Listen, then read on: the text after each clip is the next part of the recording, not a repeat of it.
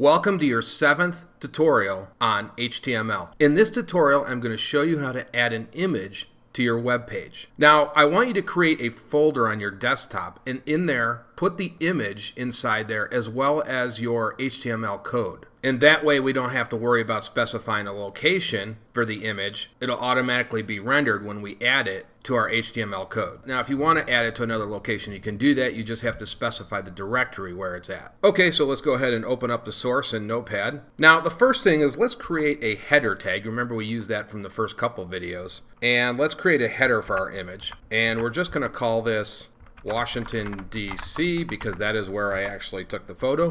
Now let's create a paragraph tag to encapsulate everything. Now for an image we use the img tag,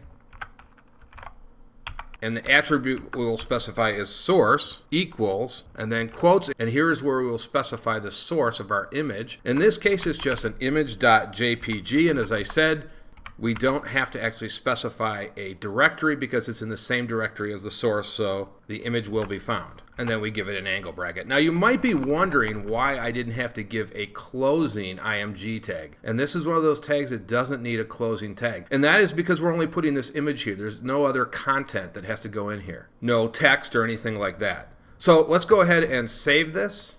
And we will minimize this now. And let's go ahead and render it. And there you can see we've got our image, we've got our nice header describing where this is, and so that's how you put an image into an HTML document.